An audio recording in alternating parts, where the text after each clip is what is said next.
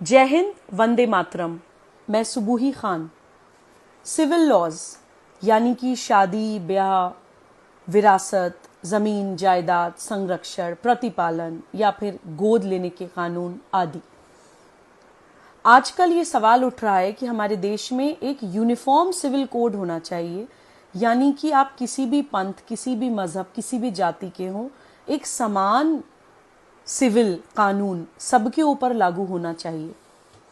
लेकिन कुछ लोगों ने समाज में ये अफवाह उड़ानी शुरू कर दी है कि यूनिफॉर्म सिविल कोड मुसलमानों के खिलाफ है। मैं सर्वोच्च न्यायालय में अधिवक्ता हूं, एक सामाजिक कार्यकर्ता हूं और इत्तेफाक से मजहब से मुसलमान भी हूं। तो मैं इस विषय को क्लियर करने के लिए आप लोगों के सामने इसलिए मौजूद हुई हूं क्योंकि मैं ये मानती हूं कि मुसलमान समाज को यूनिफॉर्म सिविल कोड की आज सबसे ज्यादा जरूरत है। मैं आपको कुछ उदाहरण देकर ये बात समझाने की कोशिश करूंगी। हम लोग राष्ट्र जागरण अभियान नाम से एक अभियान चला रहे हैं जिसमें हम भारत प्रवास पर हैं। उस अभियान में प्रवास करते हुए हम लोग हैदराबाद पहुंचे। वहां हमें जाकर पता चला कि हैदराबाद में आज भी अरब से 70-70, 80-80 साल के बूढ़े शेख आकर 12-12 साल की बच्चियों के साथ निकाह करते हैं। उसको नाम दिया है मिस्यार मैरिज, यानी कि ट्रैवलर्स मैरिज। जब तक उनकी यात्रा चलती है तब तक वो निकाह चलता है। जब वो यात्रा खत्म हो जाती है तो निकाह की एक्सपायरी डेट आ जाती है। एक छोटी सी बच्ची का शारीरिक शोषण करके, दुष्कर्म करके ये शेख अपने देश चले जाते हैं और बोलते हैं कि इसकी इजाजत उनको शरिया देता है। आज भी मुसलमान समाज में पुरुष बहुविवाह करते हैं। अपनी बीवी के होते हुए अपनी बीवी की मौजूदगी में दूसरी बीवी लाते हैं।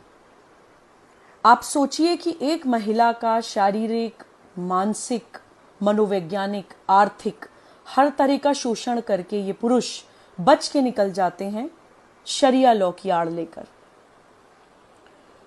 छोटी छोटी बच्चियों के साथ, 12-12 साल की बच्चियों के साथ किसी भी उम्र का कोई व्यक्ति, जवान हो, बूढ़ा हो, निकाह कर सकता है, यह बोलकर कि शरिया में 12 साल की बच्चियों के साथ निकाह जायज है।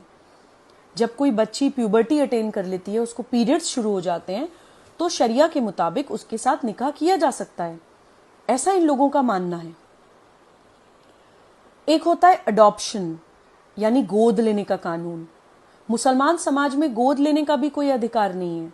अगर कोई मुसलमान महिला किसी भी कारणवश बच्चा पैदा नहीं कर पाती है तो उसको यह अधिकार नहीं है कि वो अपने देश की अडॉप्शन लॉज का इस्तेमाल करते हुए कोई बच्चा गोद ले ले, क्योंकि उस महिला के बच्चा पैदा ना कर पाने की स्थिति, उसकी वो एक दुखद स्थिति भी मौका देती है एक मुसलमान पुरुष को कि वो दूसरा निकाह कर सके इस बात पर कि तुम तो मुझे बच्चा नहीं दे सकती हो, तो मैं दूसरी शादी करके मुझे बच्चा चाहिए। गोद लेने का भी अधिकार एक मुसलमान महिला के पास नहीं है।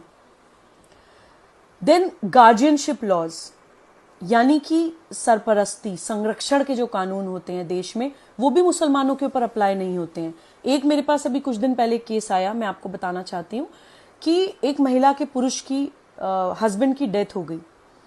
उसकी डेथ के बाद ससुराल वालों ने घर से निकाल दिया, उसको बच्चे नहीं दिए, ये कहकर कि शरिया के हिसाब से, मुस्लिम लॉ के हिसाब से माँ जो होती है वो नेचुरल गार्जियन नहीं होती है बच्चे की। अगर फादर की किसी कारणवश डेथ हो गई है तो उस बच्चे की गार्जियनशिप ससुराल वालों के पास जाएगी। तुम कौन, तुम तो कुछ हो ही नहीं, ऐसा बोलकर उस महिला को घर से निकाल दिया गया।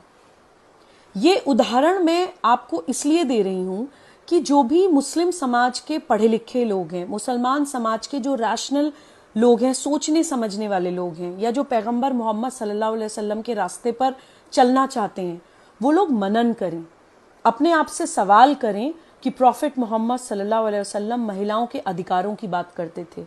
उनके समय में अरब में छोटी छोटी बच्चियों को पैदा होते ही दफना दिया जाता था। उन्होंने उन बच्चियों को बचाने के लिए कहना शुरू करा कि जिसके घर में बेटी पैदा हुई है उसको अल्लाह ने अपना सलाम भेजा है। पैगंबर मोहम्मद सल्लल्लाहु अलैहि वसल्लम अपनी बेटी बीबी फातिमा के आते ही उनके सम्मान में खड़े हो जाया करते थे। पैगंबर मोहम्मद सल्लल्लाहु अलैहि वसल्लम ने जो पहली शादी करी वो अपने से बड़ी उम्र की महिला से करी, एक विधवा महिला से करी, एक बिजनेस वुमन से करी जो तिजारत करती थीं। कोई नकाब पोश या अपना चेहरा ढक के चार दीवारी में बैठी हुई किसी महिला से उन्होंने निकाह नहीं किया था। तो हमारे प्रॉफिट हमें महिलाओं का सम्मान करना सिखा कर गए हैं। प्रॉफिट मोहम्मद सल्लल्लाहु अलैहि वसल्लम अपने घर के काम खुद करते थे, खाना खुद बनाते थे, कपड़े खुद धोते थे, घर के सारे बेसिक काम खुद करते थे। उनके रास्ते पर चलने वाले हम लोग, हमने महिलाओं को एक सेक्सुअल कमोडिटी बना दिया है। इस्लामिक समाज के, मुसलमान समाज के सारे